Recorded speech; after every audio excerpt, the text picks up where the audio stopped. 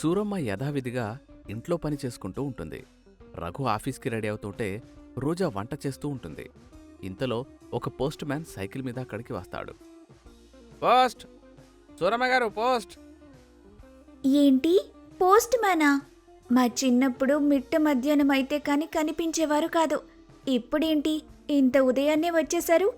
ఇంతకీ మీరు పోస్ట్ మ్యానేనా? అమ్మా తల్లి, రాకపోతే రాలేదంటారు, వస్తే ఎందుకొచ్చారు అంటారు. ఇంతకీ సూరమ్మ గారు ఉన్నారా లేరా చెప్పండి. ఉండండి, పిలుస్తాను. అత్తయ్య, మీకు పోస్ట్ వచ్చింది. దాంతో సూరమ్మ అక్కడికి వస్తుంది. సూరమ్మ గారు, ఇక్కడ సంతకం పెట్టి పోస్ట్ తీసుకోండి. ఏంటి సంతకం పెట్టాలా? అమ్మాయి రోజా, వీడు నిజంగా పోస్ట్ మ్యానేనా? మళ్ళీ ఏదైనా కొత్త స్కామ్ మొదలు పెట్టారా? అత్త కూడా ఒకరిని మించి ఒకరున్నారు కదా. ఇదిగో అమ్మ నా ఐడి కార్డ్. ఇంకా నేను ఇవ్వాల్సిన కొరియర్ చాలా ఉన్నాయి. త్వరగా సంతకం పెడితే వెళ్తాను. అలా సూరమ్మ సంతకం పెట్టి ఆ కొరియర్ తీసుకుంటుంది. ఒరే రఘు, ఈ కొరియర్లో ఏముందో కొంచెం చూసి చెప్పు. అబ్బా, ఆఫీస్కి టైం అవుతుందమ్మా, సాయంత్రం వచ్చాక చూస్తానులే. ముందు అత్తయ్య గారు చెప్పిన పని చేయండి. మీ ఆఫీస్కి ఇంకా చాలా టైం ఉంది. దాంతో రఘు సూరమ్మ దగ్గర కొరియర్ తీసుకొని ఓపెన్ చేస్తాడు. అందులో కొన్ని డాక్యుమెంట్స్తో పాటుగా ఒక లెటర్ కూడా ఉంటుంది. దాన్ని చూసి రఘు ఆశ్చర్యపోతాడు. ఏమైందిరా? ఆ కొరియర్లో ఏముంది? అమ్మమ్మ తన ఆస్తిలో రాసిన వీలునామా నీకు ఆస్తి ఇస్తున్నట్టుంది. మా అమ్మ నాకు ఇవ్వాల్సిన ఆస్తి ఎప్పుడో ఇచ్చేస్తుంది కదరా. ఇప్పుడు మళ్ళీ ఆస్తి పంపకాలేంటి? పైగా ఆమె చనిపోయి కూడా చాలా కాలమైంది. ఇప్పుడు వీలునామా ఏంట్రా? అది కాదమ్మా, మీకు ఆస్తి పంపకాలు జరిగినప్పుడు ఇచ్చింది తాతయ్య ఆస్తి, అంటే తాతయ్య సంపాదించిన ఆస్తి. కానీ ఈ ఆస్తి అమ్మమ్మకు పుట్టింటి నుండి వచ్చింది. ఆమె తదనంతరం ఈ వీలునామా ఎవరు చూసుకోలేదనుకుంటా, ఇప్పుడు బయటకొచ్చింది. అందుకే లాయర్ గారి దస్తావేజులు దాంతోపాటు ఉత్తరం పంపించారు. వీలైనంత త్వరగా ఊరికి రమ్మని కూడా రాశారు. సరేలే, నువ్వు ఆఫీస్కి వెళ్ళిరా, వచ్చాక చూసుకుందాంలే దీని సంగతి. ఆఫీస్ దేముందిలే అమ్మా, ఇవాటికి సెలవు పెట్టేస్తాను. ఇవాళ్లే ఊరికెళ్దాం. ఇందాక పేపర్లో ఏముందో చూడమంటే టైం లేదు, అదే ఇదన్నారు. ఇప్పుడేమో ఆస్తి రాగానే ఆఫీస్ ఏముందిలే అంటున్నారు. చూడండి అత్తయ్య, మీ అబ్బాయి. అవునమ్మా రోజా, నువ్వు చెప్పింది కూడా నిజమే. సరే, మీరు ఎలాగైనా అనుకోండి, కానీ మనం ముందు ఆ లాయర్ గారి దగ్గరికి వెళ్దాం పదండి. అలా వాళ్ళందరూ కలిసి కారు మాట్లాడుకొని ఊరికి బయలుదేరతారు. సూరమ్మ తల్లిదండ్రులు చనిపోయిన తర్వాత ఆ ఊరికి ఎప్పుడూ వెళ్ళలేదు. అలా కారులో ఉన్నంతసేపు సూరమ్మ తన తల్లిదండ్రుల గురించి, తన చిన్నతనం గురించి, ఊరు గురించి ఆలోచిస్తూ ఉంటుంది. ఊళ్ళో తనకిష్టమైన ప్రదేశాలు, అందమైన పంట పొలాలు, బడి, గుడి, ఇలా అన్నిటినీ గుర్తు చేసుకొని రఘుకి, రోజాకి చెప్తూ ఉంటుంది. అలా కాసేపటికి వారు సీతారామపురం చేరుకుంటారు. అయితే ఊరంతా సూరమ్మ చెప్పినట్టు కాకుండా ఎక్కడ పడితే అక్కడ చెత్తతో చాలా వికారంగా ఉంటుంది. సూరమ్మకి కూడా అది చూసి బాధ ఇస్తుంది. అలా వాళ్ళు లాయర్ దగ్గరికి వెళ్తారు. లాయర్ గారు, నమస్కారం అండి. సూరమ్మగారు నమస్కారం. క్షమించండి, మీకెప్పుడు అందాల్సిన ఈ ఆస్తి నా వల్ల ఆలస్యమైంది. మీ అమ్మగారు చనిపోయినప్పుడు ఈ వీరునామా ప్రకారం మీకందాలి. కాని అప్పుడు నాకు ప్రమాదం జరగడంతో చాలా కాలం హాస్పిటల్లో ఉన్నాను. ఈ మధ్యనే సర్పంచ్ ఎలక్షన్ పేపర్లు సర్దుతుంటే ఈ వీలునామా కనిపించింది. మీకు వెంటనే ఉత్తరం పంపించాను. అయ్యో, దాందేముంది, పర్లేదులేండి. కానీ నా చిన్నప్పుడు మన ఊరు చాలా అందంగా ఉండేది. ఇప్పుడు ఎందుకిలా అయింది? రోడ్లు కూడా అస్సలు బాలేవు. ఏం చెప్తామండి, మీ తాతయ్య గారు సర్పంచ్గా ఉన్నప్పుడు ఊర్ని బాగా చూసుకునేవారు. తర్వాత ఈ ఊర్ని పట్టించుకునేవారు లేకుండా పోయారు. వచ్చిన డబ్బును దోచుకుని తినడం తప్ప బాగోగులు పట్టవు. ఎవరైనా ప్రశ్నిస్తే కొడతారు, లేకపోతే కేసులు పెడతారు. అయినా గొడవ మీకెందుకులేండి. నేను పుట్టి పెరిగిన ఊరు ఇలా ఉంటే బాధ కలుగుతుందండి. ఇంతకీ ఇప్పుడు సర్పంచ్గా ఎవరున్నారు? ఇంకో నెలలో ఎలక్షన్లున్నాయండి. ఎవరు గెలుస్తారో చూడాలి. అలాగా? అయితే ఈసారి ఎలక్షన్లో నేను కూడా నిలబడతాను. అమ్మా, ఏం మాట్లాడుతున్నావు? నువ్వు ఎలక్షన్లో నిలబడ్డావేంటి? అవునత్తయ్య, మనకెందుకీ రాజకీయాలు చెప్పండి. నేనొకసారి అనుకుంటే ఏదైనా వదలనని మీకు తెలుసు గదా. అలా వారు మాట్లాడుకుంటూ ఉండగా చాలామంది అక్కడికి వస్తారు. గుంపులో నుండి ఒకరు, సూరమ్మగారు, నేను మీకు పెద్ద ఫ్యాన్ అండి. బిగ్ బాస్లో మీరే గ్రేట్ ప్లేయర్. అసలు టైటిల్ మీకే రావాల్సింది. సూరమ్మగారు, ఒక్క సెల్ఫీ ప్లీజ్. సూరమ్మగారు, నెక్స్ట్ సీజన్ బిగ్ బాస్కి నన్ను పంపిస్తారా? మీరు కిషన్ బాబుతో ఒక మాట చెప్తారా? తర్వాత సూరమ్మ బయటకొస్తుంది. నా మీద మీకున్న అభిమానానికి చాలా ధన్యవాదాలు. ఇది మా అమ్మగారూరు. నేను ఇక్కడ సర్పంచ్గా పోటీ చేయడానికొచ్చాను. సూపర్ అండి, మా సపోర్ట్ మీకే. అలా చాలామంది ఒకరిని ఒకరు తోసుకుంటూ సూరమ్మతో సెల్ఫీలు తీసుకుని వెళ్తారు. అమ్మా, ఇంకొకసారి ఆలోచించమ్మా, మనకెందుకీ రాజకీయాలు, ప్లీజ్. మీ ఇద్దరూ ఇంటికెళ్ళండ్రా. నేను సర్పంచ్గా గెలిచిన తర్వాత మీకు కబురు చేస్తాను. అలా సూరమ్మ కొడుకుని కోడల్ని ఊరికి పంపిస్తుంది. సరే అండి. విశ్వనాథం గారు, నేను ఉండడానికి ఒక ఇల్లు చూసి పెడతారా? కాని ఆ గుంపులో నుండి సీనుగాడు చాలా స్పీడ్గా పరిగెత్తుతూ రాజయ్య దగ్గరికి వెళ్తాడు. ఏంట్రా సీను, అంత కంగారు పడుతూ వస్తున్నావు? అయ్యా, మీకు సోరం తెలుసు కదా, అదేనయ్యా బిగ్ బాస్ హోస్ట్గా చేసింది ఆ అమ్మ. నాకెందుకు తెలీదు, బిగ్ బాస్లో ఆమెను చూసా కదా, మా ఆవిడ ఎడాపెడా తిట్టాను. సెలబ్రిటీ అవ్వాలంటే వయసుతో సంబంధం లేదు, అలా న్యాచురల్ యాక్టింగ్ చేస్తే చాలు, తర్వాత సర్పంచ్ ఎలక్షన్కి క్యాంపెయిన్ చేయిస్తా అని. అయ్యయ్యో అయ్యా, మీరు పడేసిన అరిటొక్క మీద మీరే కాల్ వేసారు. మీ ఐడియా మీకే రివర్స్ అయింది, వెళ్ళండి. ఏమైందిరా, సరిగా చెప్పు. ఆ సోరం ఉంది కదా, ఆ సోరం మన ఊరికే వచ్చిందయ్యా. ఊరికే అంటే ఊరికే రాలేదయ్యా, సర్పంచ్ ఎలక్షన్లో పోటీ చేయడానికి వచ్చిందయ్యా. ఒరేయ్, ఇదేదో నా కొంప ముంచే వ్యవహారంలాగుందిరా. అయ్యగారు, నామినేషన్ వేయకుండా చేశాను అనుకోండి, మనకి అసలు ఎలాంటి టెన్షన్ ఉండదు. ఏటంటారు? అవునరా, రేపటి నుంచి ఆ పని మీదే ఉందాం. తర్వాత సీను అక్కడి నుంచి వెళ్ళిపోతాడు. రాజయ్య ఆలోచిస్తూ కూర్చుంటాడు. తర్వాత రోజు ఉదయం ఒక రిక్షా రాజయ్య వాళ్ళ ఇంటి ముందు నుండి వెళ్తుంది. మీ ఓటు చీపురు గుర్తుకే. ఇన్నాళ్లు శుభ్రత లేకుండా నోట్ల కట్టలు వేసేసుకున్న పాలకుల బుర్రను మన ఊరిని కలిపి శుభ్రం చేసుకుందాం రండి. చీపురు గుర్తుకి ఓటేయండి, సూరమ్మ గారిని గెలిపించండి. ఇంతలో సీను కూడా అక్కడికి వస్తాడు. ఒరే, నామినేషన్ లేకుండా ప్రచారం మొదలుపెట్టిందేంట్రా ఈవిడా? ఆవిడ టైమింగ్ కోసం మీకు తెలీదా? బిగ్ బాస్లో చూడలేదేటి, నిన్నే నామినేషన్ అయిపోయిందట. ఇంక మనకున్న ఏకైక పని ఆవిడకి జనాలు ఓట్లు లేకుండా చెయ్యాలి, అంతే. 10 ఏళ్ల నుండి మనమే సర్పంచ్ కదా, మళ్ళీ ప్రచారం అవసరమంటావా? 2 నెలలు మీరు నాకు జీతం ఇవ్వకపోతే నేనే మిమ్మల్ని మర్చిపోతాను, ప్రజలు మిమ్మల్ని మర్చిపోరా? ప్రచారం ఉండాలండి. ఇప్పుడే డజన్ దోశలు తిన్నాన్రా, కదలడానికి ఓపిక లేదు, ప్రచారం అంటే కష్టం. ఇప్పుడు మీరు కదలకపోతే 10 ఏళ్ళ నుంచి తిన్నదల్లా కక్కిస్తారు కదా, చూసుకోండి. అమ్మ బాబోయ్, పద, మనం కూడా ప్రచారానికి వెళ్దాం. అలా సీను వెళ్ళి దుమ్ము కొట్టుకుపోయిన వాళ్ల జీప్ కడుగుతాడు. ఆ తర్వాత దండలు, పాటి జెండాలు కడతారు. ఎరా, ప్రచారానికి జనాల్ని పోగేయి, ఘనంగా స్టార్ట్ చేద్దాం. సీను జనాల కోసం ఊర్లోకి వెళ్తాడు. అక్కడ సూరమ్మ చీపురు పట్టుకొని రోడ్డు ఊడుస్తూ ఉంటుంది. అయితే సూరమ్మ వెనకే సీను భార్య మంగమ్మ కూడా చీపురు పట్టుకొని రోడ్డు ఊడుస్తుంది. ఏమే మంగ, బాగనవా? ఏటే రోడ్లు ఉరుస్తున్నావు, ఇంత కోరేట్ ఉండేవు? సర్లే, మన సర్పంచ్ గారు వచ్చారు, ప్రచారం చేయాలరా. ఏరా అబ్బాయి, మీ సర్పంచ్ వచ్చి రోడ్డు ఊడుస్తానన్నాడా? అయితే ఎవరిళ్లకు వాళ్ళు వెళ్ళండమ్మా, సర్పంచ్ గారే ఊడుస్తారట. ఏటే, మా సర్పంచ్ గారు రోడ్లు ఊడ్చాలా? అలా కనబడినంత మాత్రాన రోడ్లు ఊడిస్తాడా? లేదు, మేము ప్రచారంకి వచ్చాం తెలుసా? ఓ అబ్బో, ఇంకా ఊరి మీద ప్రేమతో రోడ్డు బాగు చేయడానికి వస్తున్నారేమో అనుకున్నారా నేను? మీ సర్పంచ్ వచ్చినా రోడ్డు బాగుపడదా? ఇంకెందుకు మరి సర్పంచ్గా ఉండటం? ఓడి అమ్మ, ఇది అందరి ముందు తెలివిగా ఇరికించాలని చూస్తుంది. మనం అస్సలే బొట్టలో పడకూడదమ్మా అని సీను ఏం మాట్లాడకుండా తన పెళ్ళాన్ని తీసుకుని వెళ్ళిపోతాడు. ఎరా, జనాల్ని తీసుకుని రారా అంటే మీ ఆవిడ్ని తీసుకొచ్చావేంటి? ఇంకెక్కడ జనాలండి, మగవాళ్ళంతా ఎవరి పనులు కాళ్ళకి వెళ్ళిపోనరు. ఈ ఆడమందేమో ఆ సూరం వెనకతలు చీపురు కట్ట పట్టుకొని బయలుదేరిపోనరు. ఇదిగోండి, దీన్ని కూడా అక్కడి నుంచి తెచ్చాను, నాకు తోడుగా ఉంటుంది అన్నీయండి. ఇదిగో, ఈ ఆడోళ్లతో మనకి పనులవవు కానీ తలొక కళ్ళు సీసా ఇచ్చి మగాళ్ళని తోలుకనరా. ఓ ఎస్, అట్టాగేనయ్యా. అలా సీను వెళ్ళి కొంతమందిని తీసుకొస్తాడు. అప్పుడు అందరూ కలిసి డప్పులు కొట్టుకుంటూ డ్యాన్స్ వేస్తూ రోడ్డు మీదకి వస్తారు. రాజయ్య గారికి జై, రాజయ్య గారికి జై, మన కాబోయే సర్పంచ్ గారికి జై. అలా ఆ రోజు వాళ్ళు ఊరంతా తిరుగుతారు. సాయంత్రానికి కళ్ళు తాగి అందరూ బిర్యానీ తీసుకుని ఇంటికి వెళ్తారు. ఏమో, ఇగో బిర్యానీ పిల్లలకు పెట్టి నువ్వు కూడా తిను.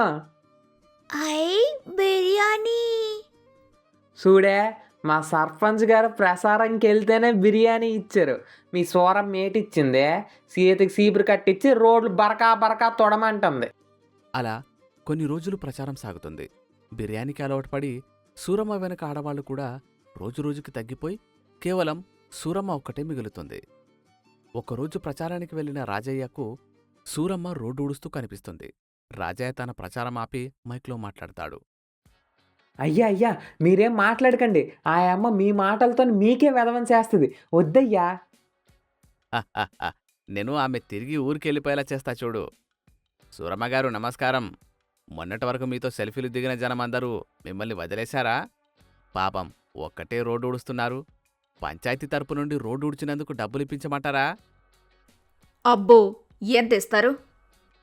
రోజుకి 200 ఇస్తారు. నా తరపున బిర్యానీ కూడా ఇప్పిస్తానులేండి. ఇక ఒక్కరే ఊరంతా ఏముడుస్తారు కానీ హాయిగా బిగ్ బాస్ షోకి వెళ్ళండి." ఓహో, మీ పంచాయతీలో రోడ్డు ఊడవడానికి రోజుకి 200 ఇస్తున్నారన్నమాట. ఈ లెక్కన నెలకు 6,000 చొప్పున 10 ఏళ్లకు 7,72,000 రూపాయలు జీతం ఎవరికిచ్చారు? ఎవరు ఆ పనివాడు? జీతం తీసుకొని కూడా పనిచేయడం లేదు. ఒకసారిటు పిలవండి, ఊరి అందరి ముందు కడిగి పారేస్తాను. అదే నేనైతేనా తాటదీసి మరి పని చేయించేదాన్ని. ఆ మాటలు విన్న ఊరివాళ్లు గుసగుసలాడుకుంటూ ఉంటారు. నేను చెప్తూనే ఉన్నాను కదయ్యా ఆ అమ్మతో పెట్టుకోవద్దని. ఇప్పుడు చూడండి. అబ్బే, పంచాయతీ డబ్బుంటే నా సొంత డబ్బు తీసిస్తానంటున్నా. ఊరి కోసం ఎంతైనా ఖర్చు పెడతా అంటున్నా. అవునా? చాలా మంచిది. మీ ఊరి కోసం మీరు ఖర్చు పెడితే నేనేమంటాను? కాకపోతే నా దగ్గర ఒక లిస్ట్ ఉంది, చెప్పమంటారా? ఏం లిస్ట్ అది?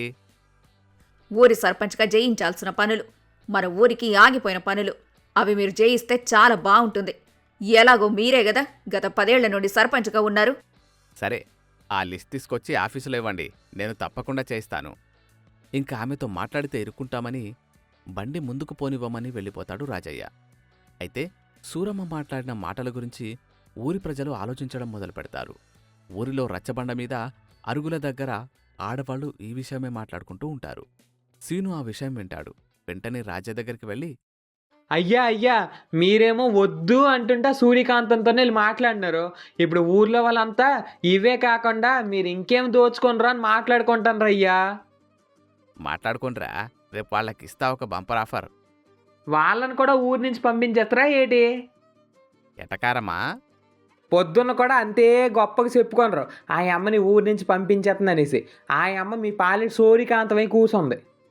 ఆ అమ్మేమో రూపాయి ఖర్చు లేకుండా మన బొక్కలన్నీ బయటెడుతుంటే మీరు వేలకు వేలు తగలేసి బీర్లు బిర్యానీలు అని అబ్బబ్బబ్బబ్బబ్బా. జనాలకు కావాల్సింది బీరు బిర్యానీరా. నేను చూసుకుంటాగా, నువ్వెళ్ళు. ఆ తర్వాత రోజు ఆ ఊరి గ్రౌండ్లో పెద్ద సభ పెట్టి జనాలందర్నీ తీసుకుని వస్తాడు రాజయ్య. ఇన్నాళ్ళు మనం అందరం కలిసి ఉన్నాం. ఎవరో పరాయివాళ్లు వచ్చి మనలో మనకి గొడవలు పెడదామని చూస్తున్నారు. అయినా నాకు వాళ్లతో గొడవపడే ఉద్దేశం లేదు. నేను నిరంతరం ఊరి గురించి ఆలోచిస్తా అని మీకు కూడా తెలుసు. అందుకే నన్నీసారి గెలిపిస్తే ఊళ్ళో ఆడాళ్ళందరికీ తలా 15,000 ఇప్పిస్తాను. చిట్టి తల్లి, నీకు 15,000, నీకు 15,000, అందరికీ. దాంతో ఆడాళ్ళందరూ చప్పట్లు కొట్టి రాజయ్యకి జైజేలు కొడతారు. సూరమ్మ మాత్రం పెద్దగా ప్రచారమేమీ చేయకుండా ఊరంతా తిరుగుతూ చూస్తూ ఉంటుంది. అప్పుడప్పుడు తన దగ్గరున్న పుస్తకంలో ఏదోదో రాసుకుంటూ ఉంటుంది. అలా ఆమె స్కూల్ దగ్గర ఆగి ఏదో రాసుకుంటూ ఉండగా, సూరమ్మ గారు, సర్పంచ్ గారు అందరికీ 15,000 ఇస్తానన్నారు. మీరు 20,000 ఇస్తే మీకే ఓటు వేస్తాం. మీ సర్పంచ్ గారు నామినేషన్ వేసినప్పుడు అందులో ఆయనకి 4 ఎకరాల పొలము, 2 ఎడ్లు, 10 లక్షల అప్పు ఉందని రాశాడు. మరి ఊరందరికీ 15,000 ఇవ్వాలంటే కనీసం 50 లక్షలైనా కావాల్సి ఉంటుంది. ఎలా తెస్తాడంటారు? పోనీ అదేదో ఇప్పుడే ఇవ్వమనండి, ఓటు కూడా అతనికే వేయండి. సీతమ్మ ఈ విషయం ఊళ్ళో ఆడవాళ్ళందరికీ చెప్తుంది. దాంతో కొంతమంది ఆడవాళ్లు వచ్చి రాజయ్యను ఇదే విషయం అడుగుతారు. నేనిస్తానంటే నా డబ్బులు కాదమ్మా, ప్రభుత్వం నుండి ఇప్పిస్తాను అని చెప్తున్నాను. అలా ఎలక్షన్లకు ముందే డబ్బులిస్తే ఓట్లు కొంటున్నారని చెప్పి నన్ను బొక్కలో తోస్తారు. ఆ తలతిక్కల సూర్యకాంతం ఏదో వాగిందని మీరు ప్రతిదానికిలా అడిగితే నేనేం చేయాలి? ముందు ఆవిడ్ని ఊరు నుండి పంపించండి. అప్పుడు మీకు ఎలాంటి అనుమానాలు రాకుండా ఉంటాయి. ఆ మాటలు విన్న ఆడవాళ్లు అక్కడి నుండి వెళ్ళిపోతారు. ఇక ఎలక్షన్స్ దగ్గర పడుతూ ఉంటాయి. ఊళ్ళో సూరమ్మ తరపున మైకు పట్టుకొని ఒక రిక్షా తిరగడం, సూరమ్మ ఊరంతా తిరుగుతూ ఏవేవో లెక్కల పుస్తకంలో రాసుకోవడం తప్ప పెద్దగా ప్రచారం మాత్రం చేయలేదు. దాంతో రాజయ్య ఎలాగైనా తానే గెలుస్తానని ధీమాగా ఉంటాడు. ఏరా సీను, ఇలా కొట్టాను సూర్యకాంతాన్ని దెబ్బ. నాతో డైరెక్ట్గా మాట్లాడలేక ఆడవాళ్ళని గుంపు చేసి పంపించింది. ఇక ఎలక్షన్లు కూడా దగ్గరకొచ్చాయి. నా గెలుపుని ఎవరు ఆపలేరు. నాకెందుకో ఆ సూర్యకాంతను చూస్తుంటే ఎక్కడో కొడుతుందయ్యా. మీ గెలుపుని మీతోనే ఆపించేస్తుందేటని భయంగా ఉందయ్యా. ఛీ, దరిద్రపు వెధవా! కొంపదీసి సూర్యకాంతం నీకేమైనా డబ్బిచ్చిందా ఏంటి? నా దగ్గర ఉండి వెన్నుపోటు పొడిచేలా ఉన్నావు. అలా నవ్వుతావేంట్రా అడ్డగాడిదా? సమాధానం చెప్పు. దీన్ని బట్టి నాకు ఒకటి అర్థమైపోయిందయ్యా. అధికారంలో ఉన్నోళ్ళు ఎప్పుడూ నిజాలు పట్టించుకోరు. అది సర్పంచ్ ఎలక్షన్ అయినా స్టేట్ ఎలక్షన్ అయినా అంతే కదయ్యా. ఏరా, మందెక్కువైందా తిక్కగా మాట్లాడుతున్నావు? ఏట్లేదయ్యా, మీరు మాత్రం ఎలక్షన్ అయినంత వరకు చాలా జాగ్రత్తగా ఉండాలయ్యా. ఎక్కడ ఏం తప్పు మాట్లాడొద్దయ్యా. నా రాజకీయాన్ని ఎవరూ దెబ్బ కొట్టలేరు. ఇప్పటికీ జనాలందరూ నా వైపే ఉన్నారు. అది కూడా చూద్దాం. అలా వారం రోజుల్లో ప్రచారం ముగుస్తుంది. అయితే సూరమ్మ కరెక్ట్గా ప్రచారం ముగిసే ఒక రోజు ముందు ఊర్లోని ప్రతి ఇంటికి వెళ్ళి ఒక పాంప్లెట్ ఇచ్చి వచ్చింది. దానిపై చీపురు గుర్తుకే మీ ఓటు అని రాసి ఉంది. సీను ఇంటికి కూడా ఆ పాంప్లెట్ వస్తుంది. కాని సీను ఆ పాంప్లెట్ని ముందు వెనక చూసి చెత్తబుట్టలో పడేస్తాడు. అలా ఎలక్షన్లో ఆ ఊరి ప్రజలందరూ వెళ్లి ఓటు వేస్తారు. చిన్న పంచాయతీ కావడంతో అధికారులు ఆ రోజు ఓట్ల లెక్కింపు కూడా చేస్తున్నారు. ఎరా, చిన్న చిన్న సీమ టపకాలు కాకుండా ఈసారి పెద్ద పెద్ద బాంబులు తెప్పించు. మన గెలుపు వినగానే ఊరంతా మోతమోగిపోవాలి. ఊర్లోన ఆడోళ్ళు ఒక 1200 మంది ఉంటారయ్యా. ఏంట్రా ఇప్పుడు 1200 అయితే ఏంటి, 1500 అయితే ఏంటి? బాంబుల సౌండ్ అందరికీ వినపడాలి. అది కాదయ్యా, ఆడవాళ్ళకి తలా 15,000 ఇస్తానన్నారు కదా, అందుకే లెక్క చెప్పాను. ఏరా, రాజకీయ నాయకులు ఎప్పుడైనా నిజం చెప్తారా? అందులోనూ హామీలిచ్చినాక తీర్చడం ఎక్కడైనా చూసావా? అంటే 15,000. 15,000 లేదు, 15 పైసలు కూడా లేదు. కావాలంటే మగాళ్ళందరికీ తలో కాలు సీసా ఇద్దాం. రాజకీయ నాయకులు హామీలు మరిచిపోతారని తెలుసు కానీ మరి ఇంత వేగంగా మరిచిపోతారని నాకు తెలీదండి. అలా కాసేపట్లో ఓట్ల లెక్కింపు కేంద్రం నుండి మైక్లో అధికారులు మాట్లాడడం మొదలుపెడతారు. ఈసారి సీతారామపురం గ్రామ పంచాయతీలో జరిగిన సర్పంచ్ ఎన్నికల్లో కొత్త అభ్యర్థి అయిన సూరమ్మ గారు తన సమీప అభ్యర్థి అయిన రాజయ్య గారి మీద 2,000 ఓట్ల మెజారిటీతో విజయం సాధించారు. సూరమ్మ గారికి 2,002 ఓట్లు రాగా రాజయ్యకు కేవలం 200 ఓట్లు మాత్రమే వచ్చాయి. ఆ మాటలు విన్న రాజయ్య ఒక్కసారిగా కళ్ళు తిరిగి కింద పడిపోతాడు. సీను పరిగెత్తుకుంటూ వెళ్లి సోడా తెచ్చి ఆయన ముఖం మీద చల్లి లేపుతాడు. ఏమైందిరా, ఈ అధికారులు తప్పుగా మనకు రావాల్సిన ఓట్లన్నీ ఆ సూర్యకాంతంకి వచ్చినట్లాగా చూసారా ఏంటి? ఏటో అయ్యా, నేను అప్పటికీ చెప్తూనే ఉన్నాను, ఏదో జరుగుతుంది, జాగ్రత్తగా ఉండండి అని. రాజయ్య కోపంగా లోపలికి వెళ్లి అధికారులతో గొడవ పడతాడు. కాని అధికారులు ఓటుపత్రాల్ని చూపించిన తర్వాత అందులో ఓట్లన్నీ సూర్యకాంతం చీపురు గుర్తుపైన ఉండడంతో చేసేదేం లేక బయటకు వస్తాడు. అసలు సూరమ్మ ఎలా గెలిచిందో తెలియక రాజయ్య తల పట్టుకుంటాడు. సీను కూడా ఏమీ అర్థం కాక అక్కడే నిలబడిపోతాడు. అప్పుడు సూరమ్మ అక్కడికి వస్తుంది. అయ్యో సీనుగారు, నేను మీ ఇంటికి తప్పు పాంప్లెట్ పంపించాను. అస్సలు పాంప్లెట్ ఇదిగోండి. అలా సూరమ్మ ఇచ్చిన పాంప్లెట్ సీను రాజయ్యకు అందిస్తాడు. రాజయ్య ఆ పాంప్లెట్ చదువుతూ ఉంటాడు. అందులో ఇలా ఉంటుంది: సీతారామపురం గ్రామ ప్రజలందరికీ నా నమస్కారం. నా పెళ్లి కాకముందు నేను ఈ ఊళ్ళోనే ఉండేదానిని. మా తాతయ్య గారు ఇక్కడ సర్పంచ్గా చేశారు. అప్పుడు ఈ ఊరు చాలా అందంగా ఉండేది. చాలా కాలం తర్వాత నేను అదే అందం ఉంటుందని ఇక్కడికొచ్చాను. కానీ ఊరంతా చాలా చెత్తగా, ఎటువంటి సదుపాయాలు లేకుండా ఉండటం నన్ను బాధించింది. ఇదే సమయంలో సర్పంచ్ ఎలక్షన్లు కూడా రావడంతో ఎలాగైనా సర్పంచ్గా గెలిచి మన ఊరిని బాగుచేయాలని నేను అనుకున్నాను. గత 10 ఏళ్లుగా సర్పంచ్గా చేసిన రాజయ్య గారు ఆడవాళ్లకి 15,000 ఇస్తానని అన్నారు. నేను దాని గురించి ఎటువంటి వ్యాఖ్యలు చేయను, కానీ నేను దానికంటే ఎక్కువ ఇస్తాను. అయితే ఇది డబ్బు రూపంలో మాత్రం కాదు. ఊర్లో ఆడవాళ్లు ప్రతిరోజు 4 కిలోమీటర్ల దూరం నడిచి వెళ్లి నీళ్లు తెచ్చుకుంటున్నారు. నేను ఈ సమస్య లేకుండా మన ఊర్లోనే ఒక వాటర్ ట్యాంక్ కట్టిస్తాను. దాంతో వారికి రోజుకి 2 గంటలు ఆదా అవుతుంది. ఆ సమయంలో వాళ్ళు ఏదైనా పని చేసుకోవచ్చు. ఇక ఊర్లో రోడ్ల మీద గుంతలున్నాయో, గుంతల మధ్యలో రోడ్డుందో తెలియడం లేదు. ఈ గుంతల్లో మీరు పడిపోయి కాళ్ళు చేతులు విరిగి ఎంతోమంది ఆస్పత్రి పాలైనట్టు నాకు తెలిసింది. నేను మంచి రోడ్లు వేయిస్తాను, అది కూడా ప్రభుత్వం డబ్బుతోనే. మీరు రోడ్ల మీద పడి గాయాలయ్యే అవకాశమే ఉండదు. దాంతో మీకు ఆస్పత్రి ఖర్చులుండవు. ఇక ఇప్పటికీ మన ఊర్లో మంచి ఆసుపత్రి లేకపోవడం వల్ల చిన్న పిల్లలకేదైనా ఆరోగ్య సమస్య వస్తే చాలా దూరం వెళ్లాల్సొస్తుంది. నన్ను గెలిపిస్తే మీకా ఇబ్బంది లేకుండా ఇక్కడే ఒక ఆసుపత్రి కట్టిస్తాను. మీరు ఆలోచించుకొని ఏది సరైంది అనిపిస్తే వారికే ఓటేయండి. ఇట్లు మీ సూరమ్మ. అయ్యా, ఈ పాంప్లెట్ కాకుండా చేయాలని కేవలం చీపురు గుర్తున్న పాంప్లెటే నాకు ఇచ్చినట్టు చేసిందయ్యా. అసలు ఈ పాంప్లెట్లో ఏడుందో కూడా నాకు తెలియదయ్యా. ఒట్టు చెప్పాను కదా, ఆ అమ్మ గొప్ప తెలివైందయ్యి. చూడండి ఇప్పుడు ఏటయిందో.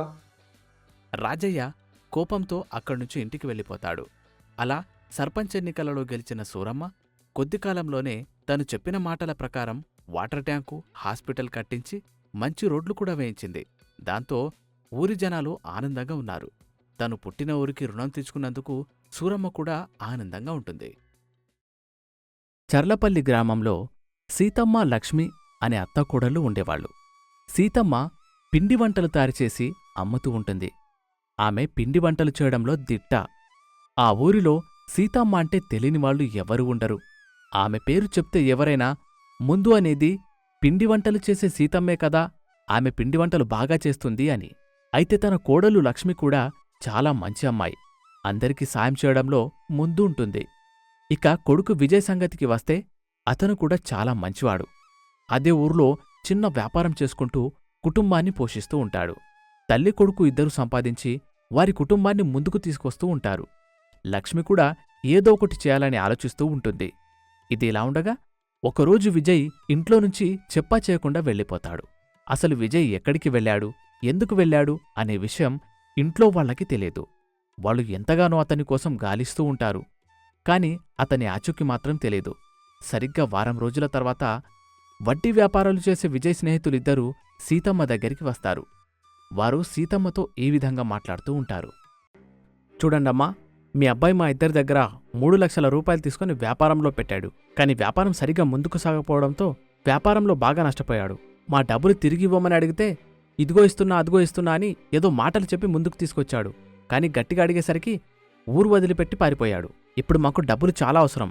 మీ అబ్బాయిని నమ్మి డబ్బులిస్తే మమ్మల్ని మోసం చేశాడు అంటూ వాళ్ళు ఆమెపై అరుస్తూ ఉంటారు. అయ్యయ్యో, గట్టిగా అరవకండి బాబు.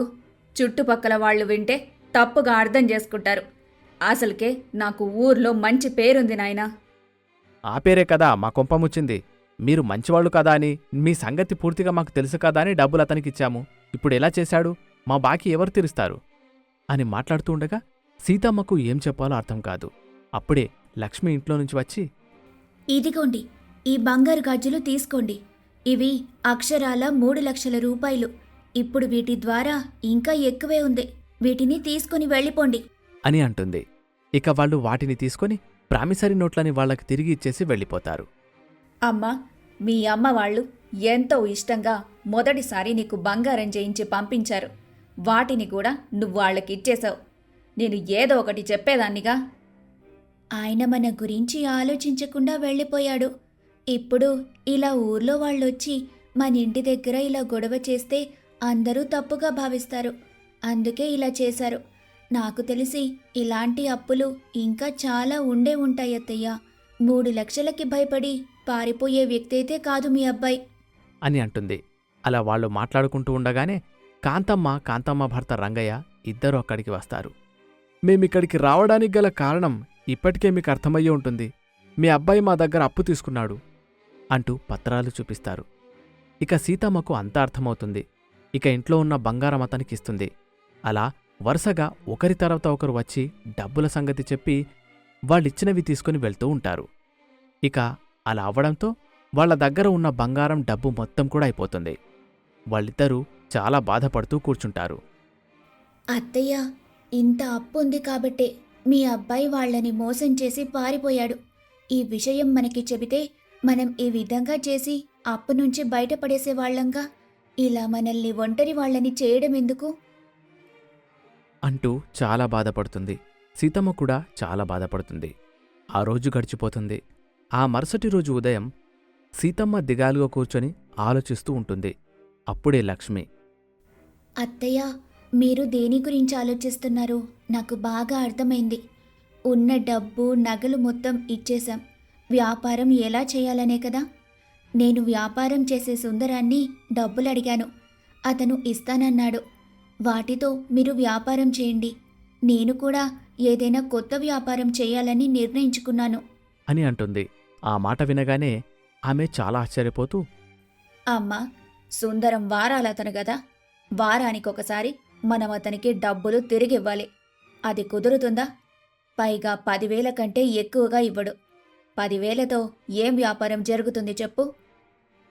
వారాల వ్యాపారం చేసే సురేష్ని, శంకర్ని కూడా డబ్బులు అడిగానత్తయ్య. వాళ్ళు ఇస్తానన్నారు. మొత్తం 30,000 దాకా వస్తాయి. నా కొత్త వ్యాపారానికి 25,000 సరిపోతాయి. మిగిలిన 5,000 రూపాయలతో మీరు పిండి సామాన్లు తెచ్చుకొని మీ వ్యాపారం మీరు చేసుకోండి. సరే అయితే అని అంటుంది. కొంత సమయం తర్వాత వారాల వాళ్ళు ముగ్గురు ఒకరి తర్వాత ఒకరు వచ్చి వాళ్లకు డబ్బులిచ్చి, ఈ వారం వారం డబ్బులు ఖచ్చితంగా కట్టాలి అని చెప్తారు. సురేష్ ప్రతి సోమవారం వస్తానని చెప్తాడు. శంకర్ ప్రతి బుధవారం, సుందరం ప్రతి శనివారం వస్తా అని చెప్పడంతో వాళ్ళు సరే అని అంటారు. ఇక కోడలు తాను ఆలోచించినట్టుగానే టిఫిన్ సెంటర్ మొదలుపెడుతుంది. అందులో దోశ, ఇడ్లీ అమ్ముతూ ఉంటుంది. అది రుచిగా ఉండడంతో కొద్ది రోజుల్లోనే మంచి పేరు తెచ్చుకుంటుంది. వ్యాపారం ముందుకు సాగుతూ బాగానే డబ్బులు వస్తాయి. వచ్చిన డబ్బుతో అప్పులు తీరుస్తూ మిగిలిన డబ్బులతో వాళ్ళకు కావలసిన సరుకులు తెచ్చుకుంటూ ముందుకు సాగుతూ ఉంటారు. అలా ఉండగా ఉన్నట్టుండి ఎండాకాలంలో భారీ వర్షం మొదలవుతుంది. ఆ భారీ వర్షం కారణంగా ఆ వీధుల్లో మొత్తం నీళ్లు నిండుతాయి. దాన్నంతా చూసి, అయ్యో అత్తయ్య, అసలిలా వర్షం పడుతూ ఉంటే మన వ్యాపారానికి ఎవరొస్తారు? వారం వారం డబ్బులు ఇవ్వకపోతే వాళ్ళు మన అత్యవసర పరిస్థితుల్లో డబ్బులివ్వరు. 2 రోజుల నుంచి వ్యాపారమే సరిగ్గా సాగటం లేదు. అన్నీ వృధా అయిపోయి బయటపడేయాల్సి వస్తుంది. ఇక ఇప్పుడు ఈ వర్షంలో ఎవ్వరు కూడా బయటికి రారు. మనం కొన్ని రోజులు వ్యాపారాన్ని ఆపాల్సిందే తల్లి. కానీ వారాల వాళ్ళు మాత్రం ఆగరు కదా అత్తయ్య. ఫోన్ చేశాను, డబ్బులు ఫోన్పే చేయమంటున్నారు. అప్పుడేం చేయాలత్తయ్య? అత్తగారు వాళ్ళు ఫోన్ చేసినప్పుడు చూసుకోవచ్చులే అని చెప్తుంది. ఇంతలోనే ఒకరి తర్వాత ఒకరు ఫోన్ చేయడం, వర్షం కారణంగా మేము రావడం లేదు, మీరే ఫోన్పే చేయండి అంటూ వాళ్ల తారీఖులు గుర్తు చేస్తూ ఉంటారు. లక్ష్మి సరే అని సమాధానం చెబుతుంది. ఇక అత్తగారితో అదే విషయాన్ని చెప్తుంది. వాళ్ళకి ఏం చేయాలో అర్థం కాదు. చేతిలో డబ్బులు లేవు, వ్యాపారం చేస్తేనే డబ్బు ఉంటుంది. అప్పుడు కోడలికి ఒక ఆలోచన వస్తుంది. వారి ఇంట్లో అటకపై ఉన్న చెక్కలు తీసి బయట నీటిలో వేస్తుంది. ఒసై, పిచ్చేమైనా పట్టిందా ఏంది నీకు? చెక్కలు మొత్తం అలా బయటేసేస్తున్నావు. అత్తయ్య, మీరు కొంచెం సేపు కుదురుగా ఉండండి. నేను ఈ నీటిలో చెక్క తేలుతుందో లేదోనని చూస్తున్నాను. బాగానే తేలుతుంది. మీరు నాకు కొంచెం సహాయం చేయండి అని అంటుంది. ఇక నీటిలో ఉన్న చెక్కలు తీసుకొచ్చి పడవని తయారు చేయడం మొదలుపెడుతుంది కోడలు. దాన్ని చూసి అత్తగారు, నీ ఆలోచన ఏంటో నాకు బాగా అర్థమైంది. ఇక నేను దోశ, ఇడ్లీ సిద్ధం చేస్తాను అంటూ హడావిడిగా వెళ్ళి దోశ, ఇడ్లీ సిద్ధం చేస్తూ ఉంటుంది. కొంత సమయానికి అవన్నీ పూర్తయిపోతాయి. వాటిని ఒక పెద్ద డబ్బాలో పెట్టుకొని సిద్ధంగా ఉంటుంది అత్తగారు. ఇది ఇలా ఉండగా కోడలు ఒక పెద్ద పడవని కూడా తయారు చేస్తుంది. ఇక ఇద్దరు కూడా ఆ పడవని నీటిలోకి వదిలి ఆ సామాన్లన్నీ దానిలో పెడతారు. ఇక వాళ్ళు దానిమీద కూర్చొని గొడుగు వేసుకొని ఇంటింటికి వెళతారు. రావాలమ్మా రావాలి. మీరు ఈ నీటిలో మా దగ్గరకు రాలేరు కాబట్టే మేము మీ దగ్గరకు వచ్చాము. రండి, ఈ రుచికరమైన ఇడ్లీ, దోశ, కొబ్బరి చట్నీ అన్నీ ఉన్నాయి.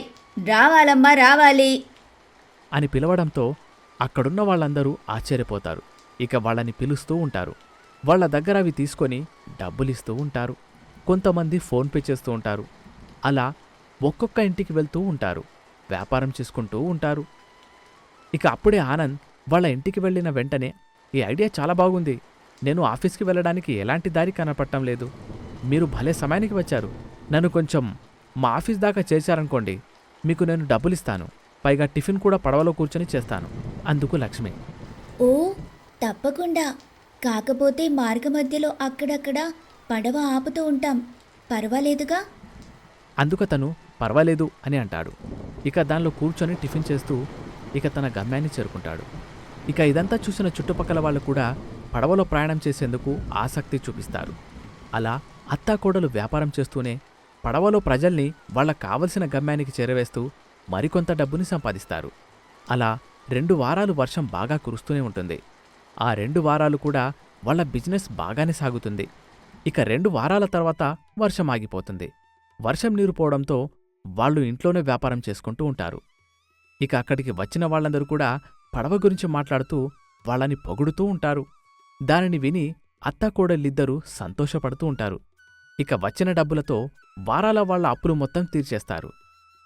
అత్తయ్య, ఈ వరద పుణ్యమా అంటూ మన అప్పులన్నీ తీరిపోయాయి. ఇక మనం లాభాలు లెక్క పెట్టుకోవడమే అత్తయ్య. ఈ సంతోష సమయంలో ఆయన తిరిగి వస్తే ఎంత బాగుండో.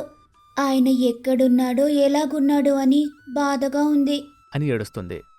అత్తగారు ఆమెను ఓదారుస్తూ ఏదో ఒక రోజు తిరిగి వస్తాడమ్మా, బాధపడొద్దు అంటూ ధైర్యం చెబుతుంది. ఇక అతను తిరిగి వస్తాడనే నమ్మకంతో ఉండి వాళ్ళ వ్యాపారాలు వాళ్ళు చేసుకుంటూ డబ్బు సంపాదిస్తూ ముందుకు సాగుతారు. ఎప్పటికైనా అతను తిరిగి రావాలని మనం కూడా కోరుకుందాం. ఇలాంటి వీడియోల కోసం మన ఛానల్ని సబ్స్క్రైబ్ చేయండి, లైక్ చేయండి, షేర్ చేయండి.